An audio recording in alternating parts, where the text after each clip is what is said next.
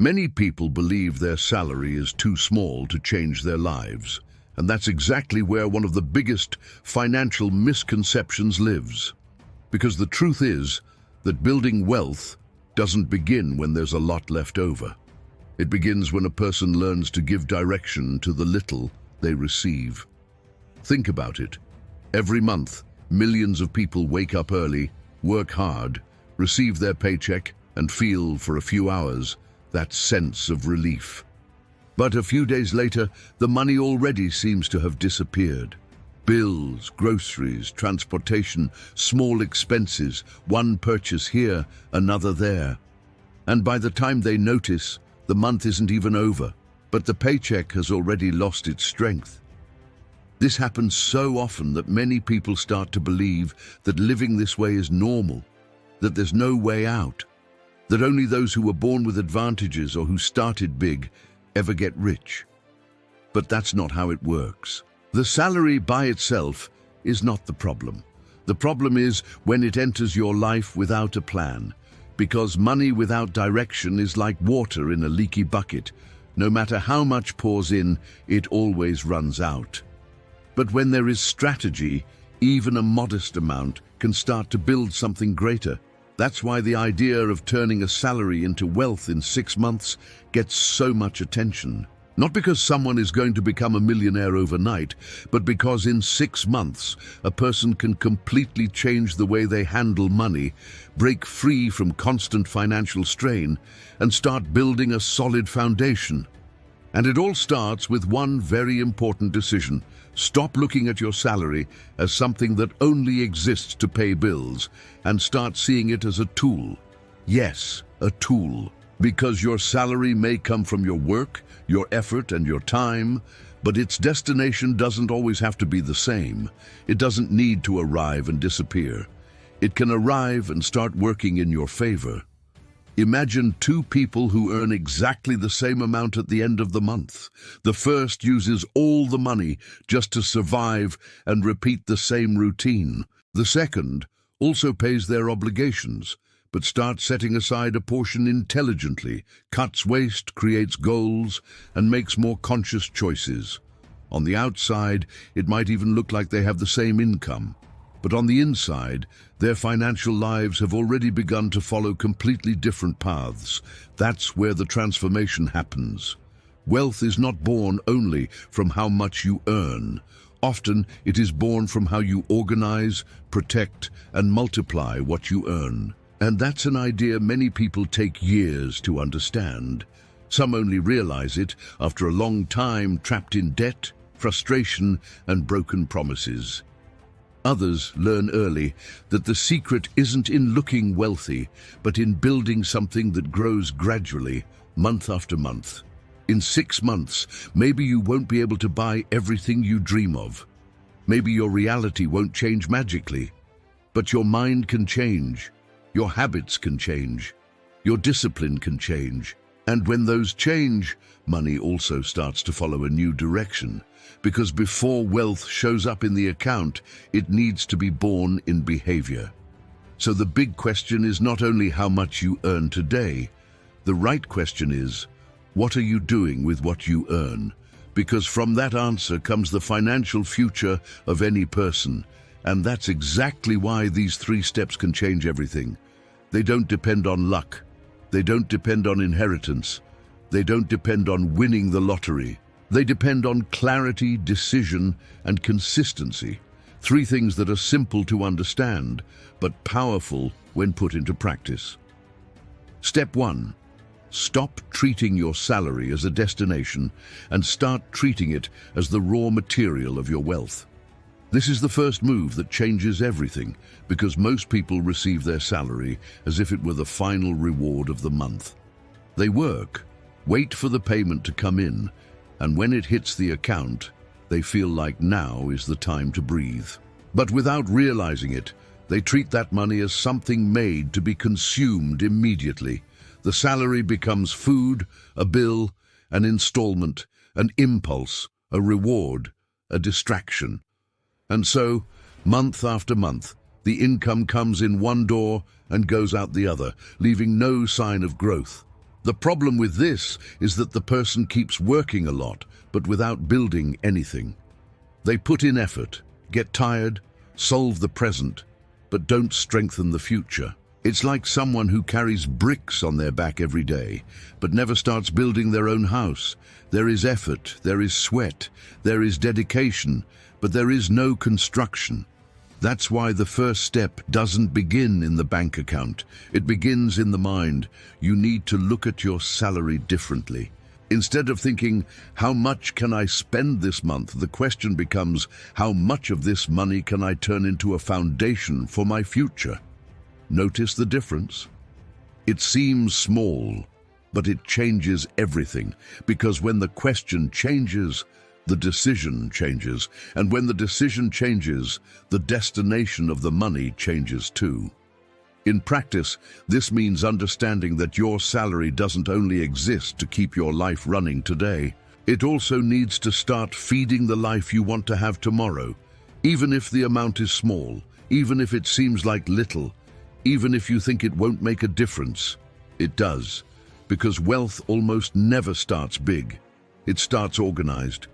Many people fool themselves into thinking it's only worth setting money aside when enough is left over. But enough almost never remains for those who never learn to set it aside first. This is a silent trap. The person says, when I earn more, I'll start. But when they earn more, the spending also grows. The lifestyle rises, the wants increase, the installments appear, and the habit of building nothing stays the same. In other words, the salary grew, but the financial mindset stayed in the same place. That's why step one is so important. It breaks that cycle. It teaches you to decide, above all else, that a portion of what comes in cannot be swallowed by the month. That portion needs to be protected. It needs to be set aside. It needs to have a mission. It's not the money of urgency, nor of emotion, nor of appearances. It's the money that begins to plant your freedom. Imagine a person who receives their paycheck and immediately divides the amount in three directions: the essential, what can wait, and what will build. That person may not yet be wealthy on the outside, but they've already started thinking like someone who wants to stop living by improvisation. They no longer look at the salary as something that only came to put out fires. They look at it like someone holding a seed, small, simple, unassuming, but still a seed. And every seed only becomes a tree when someone resists the temptation to consume it on the same day. That's exactly what separates so many people.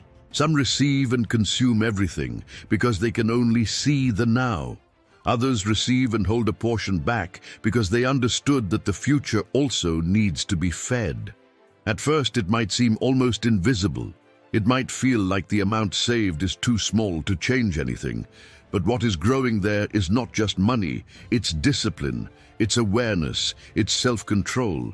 And those qualities are worth far more than they seem. Because a disciplined person with little money is already training to handle more money. But a disorganized person with little money risks staying disorganized even when they earn much more. Turning a salary into wealth begins at that quiet, almost invisible point that most people ignore, deciding that the salary didn't come only to be spent. It came to be used with intelligence. It came to sustain the present, yes, but also to buy peace, opportunity, and growth in the future. And when you truly understand that, something changes inside you. The paycheck stops being just a momentary relief and becomes a building tool. It stops being an end and becomes a beginning. There is a practical shift that almost no one teaches in a simple way. Before thinking about what you're going to buy, you need to decide what will not be touched. That may seem like a detail, but it isn't, because money disappears very easily when it's too available. If it comes into the account and sits there mixed in with everything, the brain starts treating it as free money. And free money, without a defined function, tends to turn into impulse purchases, emotional spending, or small expenses that seem innocent but add up a lot by the end of the month. That's why so many people work, earn relatively well, and still finish the month feeling like they built nothing. It wasn't because they lacked effort, it was because they lacked command. The money came in, but no one gave it a clear order. And when money receives no direction, it follows the easiest path: consumption. So, in step 1, the rule is simple. A portion of your salary needs to leave the month's common flow. It cannot be available for any passing desire. It needs to be set aside with intention, as if to say, "This does not belong to my impulse of today. This belongs to my peace of mind tomorrow." This attitude changes a person's relationship with their own money. They stop living only by reacting to expenses and begin acting in advance. Instead of waiting for the month to tighten to see what's left, they define right from the start what will be preserved.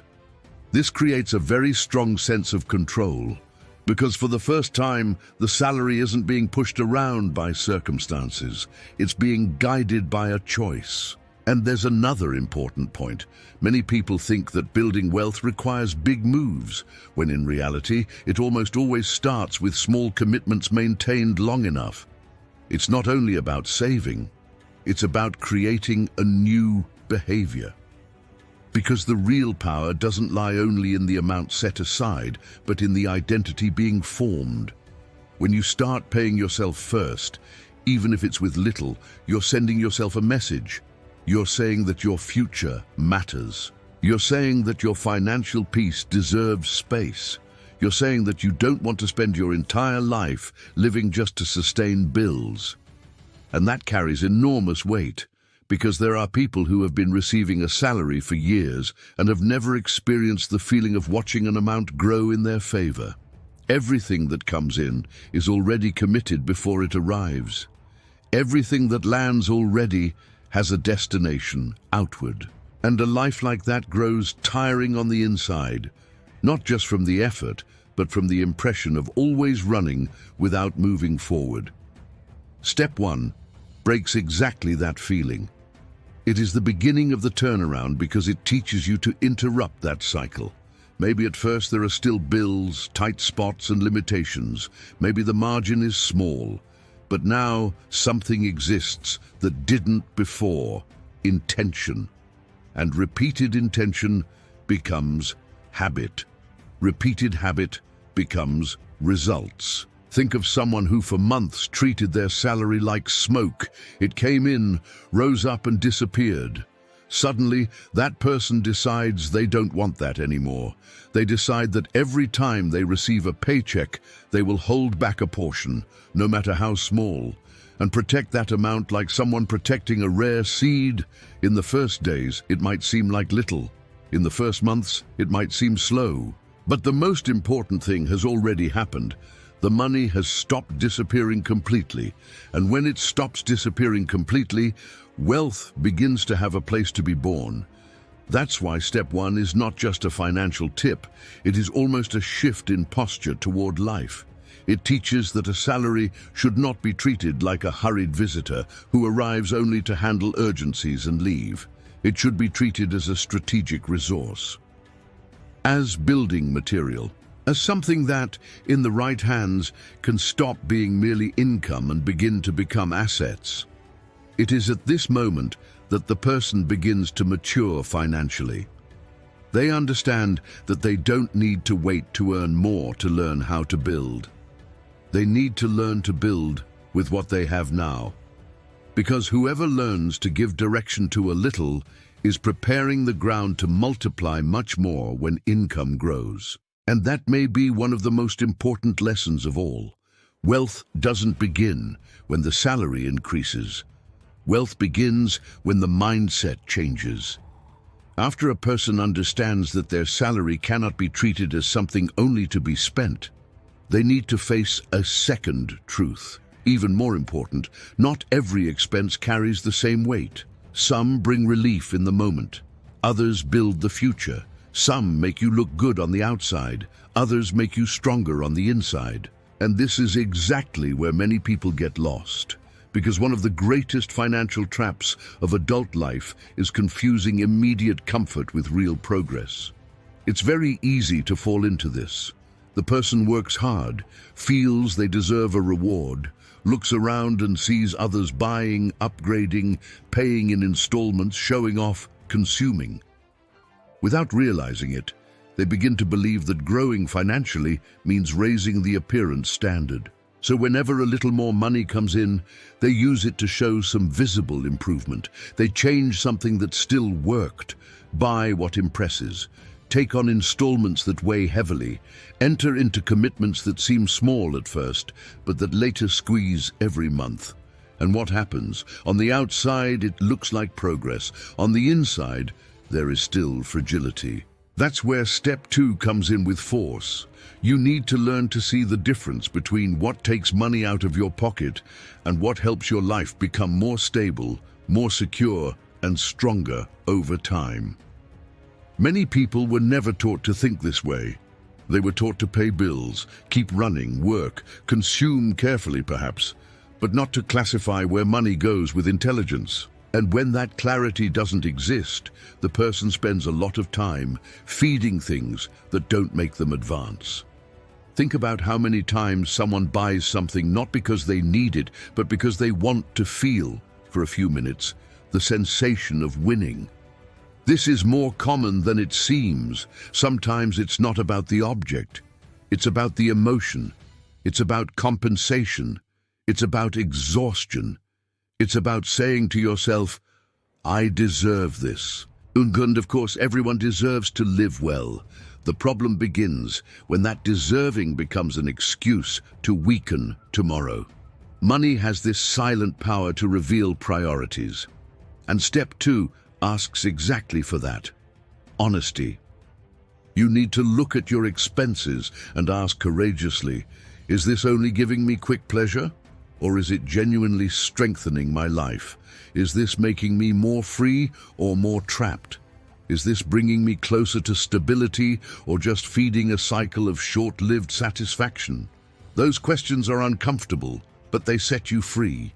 Because when a person starts applying that filter, they realize that many of their expenses weren't buying peace, growth, or security.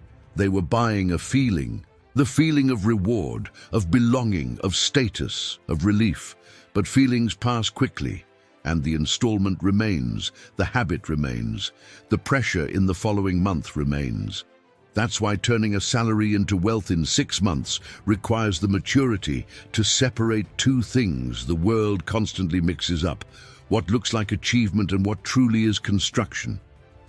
Achievement of appearance is when everything looks beautiful in the moment, but doesn't improve the foundation of your life. Real construction is when your structure starts to become more solid, even if no one sees it from the outside. And that difference changes everything, because those who live to maintain an image almost always sacrifice peace. But those who live to strengthen their foundation manage to create a more solid, lighter, and more intelligent life. Step 2 is exactly that training of vision.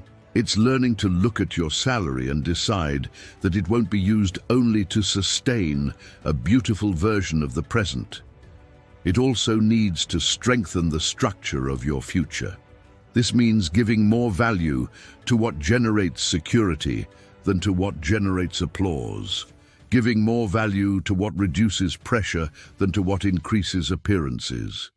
Giving more value to what brings stability than to what only brings passing enthusiasm. And at first, this might even feel strange, because the world constantly pushes you in the opposite direction. It stimulates comparison, urgency, desire, showcase, emotional consumption. It makes it seem like everyone is living better, buying more, rising fast. But often what looks like prosperity is just hidden pressure. It's a well-dressed bill. It's anxiety paid in installments. It's effort trying to keep up with an image. Those who understand step 2 stop falling into that trap. That person starts to respect their own money more, starts to think before taking on commitments, starts to realize that every financial choice has an invisible effect on the peace of the coming months. They no longer just ask, can I afford this? They begin to ask, does this strengthen or weaken my life? And that simple change of question is worth gold. Because when you learn to separate appearances from construction, your salary stops being fuel for vanity and becomes an instrument of strengthening. And that is one of the most important moments of the financial journey. It's when money stops serving only impulse and begins, finally, to serve purpose. There is a truth that many people only realize too late. Wealth is not first what others see. Wealth is what sustains you when no one is watching. That completely changes the way you look at your salary, because a person can seem organized on the outside and still be financially fragile on the inside. They can wear nice clothes, switch phones, go to expensive places from time to time, maintain an appearance of stability, and still live in fear of the next unexpected expense. All it takes is one unexpected bill, a drop in income, or a delay for everything to start tightening. And do you know why? Because for a long time, money was used to sustain an image, not to strengthen a structure. It's like painting a beautiful wall in a house that still has hidden cracks.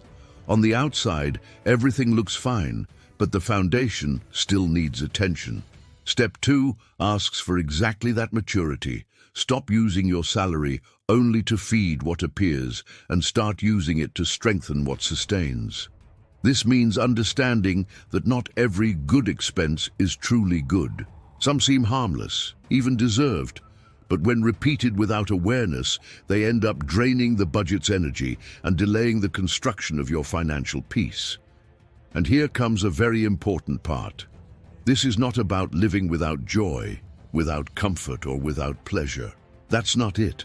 The issue is not to ban everything. The issue is to learn to put each thing in its proper place. Because when a person doesn't make that separation, they begin to treat desires as if they were urgent needs. And then money loses its strength. Think about how many times someone says to themselves, "Just this once." But that "just this once" repeats the following month, then the next, then becomes a habit. Little by little, small emotional decisions occupy the space that could have been used to build a more solid life. The problem often isn't the big expense alone. Many times it lies in the small leaks that seem normal because everyone does it. Step 2 teaches you to look at those leaks more honestly. It teaches you to notice that money doesn't disappear only through big mistakes. It also leaves through small, frequent, poorly thought-out choices. And when that happens for a long time, the person keeps working hard, but the result never clearly appears. That's why this step is almost a financial vision training. You begin to see that there are expenses that leave you momentarily happy, but financially weaker. And there are choices that may not bring immediate pleasure, but leave your life safer, more prepared, and more resilient. That difference is enormous, because immediate pleasure usually speaks loudly. It's quick, seductive, and convincing. It makes it seem like that expense will resolve exhaustion, compensate for a bad day, or bring the feeling of progress. But often, it only delivers a few minutes of satisfaction, and then it's gone. The financial construction, on the other hand, is quieter. It doesn't usually impress anyone at first. Sometimes it even seems unexciting, but it's precisely that which gradually shapes a less suffocating life. And whoever learns this truly begins to change. That person starts thinking more calmly before deciding, stops chasing silent approval, stops trying to prove something to others with their own salary, understands that money needs to serve their strengthening, not the theater of comparison. Because deep down, many people go into debt trying to maintain a standard that doesn't even match their reality, just so they don't appear to be behind others. But wealth is not born from comparison. Wealth is born from consistency. Step 2, then, is also an invitation for you to step out of that invisible race. It doesn't matter so much to look like you're doing well. What matters is truly building something solid. What matters is being able to look at your own life and see that little by little it is becoming more firm, less dependent on improvisation, less vulnerable to any surprise, less stuck in the cycle of working, earning, and watching everything evaporate. It is at this point that the salary begins to change its function. It stops being fuel for appearances and becomes a tool for strengthening. And when that happens, even your choices become more intelligent. You no longer buy just because you want to. You learn to evaluate. You no longer decide only with emotion. You begin to decide with vision. You no longer use money only to feel relief today. You begin to use it to build tranquility tomorrow. And that is one of the strongest marks of someone who has financially matured. The person understands that the value of an expense lies not in the shine it has in the moment, but in the effect it produces in their life over time. Step 3. Make your salary work for you before life passes entirely and it continues working only for others.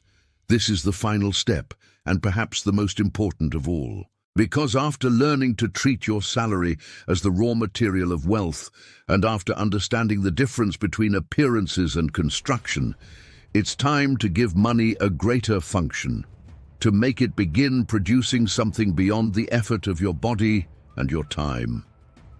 This is the turning point that separates those who only receive from those who begin to build assets. Most people live trading hours for money. They work, receive, spend, and then need to go back to work again to keep sustaining everything. It's like pushing a heavy wheel every month. While the person is there applying force, the wheel turns. But if they stop, everything slows down. That is an exhausting cycle because the income always depends on their presence, their energy, and their willingness. Money only comes in if they are active all the time. That's why Step 3 teaches a simple and powerful truth. As long as your salary depends only on your direct effort, your freedom will always be limited. You need to start, little by little, turning part of what you earn into something that keeps working, even when you are not actively producing at that exact moment. This is where many people finally understand the true meaning of building wealth. Wealth is not only having money in hand. Wealth is creating sources, structures, reserves, and movements that keep money alive, growing and moving in your favor. It's stepping out of the logic of merely earning and into the logic of multiplying. And that doesn't need to start big. It needs to start right. Many people get stuck at this point because they imagine that making money work requires fortunes, enormous businesses, or complicated knowledge. But the foundation isn't that. The foundation is the habit of not letting the entire salary die in consumption. It's using part of it to form something with potential for return, growth, or protection. When that happens, money stops being just a monthly visitor and starts becoming a worker for your future. Think about the difference between a person who receives every month and spends everything to keep life as it is, and another who decides to use part of that salary to build something that can yield returns, grow, or generate opportunities further down the road. At first, on the outside, the difference between them might barely show, but on the inside, the financial destiny of the two has already begun to diverge. One continues living only from the effort of now. The other has begun planting the effort of tomorrow, and that changes everything. Because there comes a moment in life when a person realizes they don't want to keep working more and more just to stay in the same place. They want the effort made today to start lightening the burden of the coming months. They want to look ahead and see some progress. They want to feel that the salary isn't just surviving the month, but building a road. Step 3 is exactly that, giving money a mission of growth. This mission can start small, discreet, almost silent. But don't underestimate it. Every great financial change begins modestly. What seems small at first gains strength when it meets consistency, because money, when well directed, has a capacity that few people truly respect.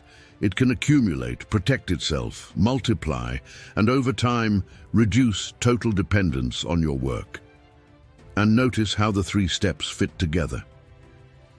In the first, you stop treating your salary as a destination. In the second, you learn not to confuse a beautiful expense with real construction. Now, in the third, you make the most intelligent move of all. You begin to use your salary as a bridge to something that goes beyond it. This matters because a salary on its own almost always maintains life, but assets, reserves, and sources that grow over time begin to change life. A salary pays the present. Financial construction protects the future. A salary buys momentary relief. Assets buy margin, choice, and peace of mind. And in 6 months, that change can already begin to appear very clearly. Maybe you won't yet see a gigantic result. Maybe there's still a road ahead. But the direction will already be different. Your relationship with money will be more mature.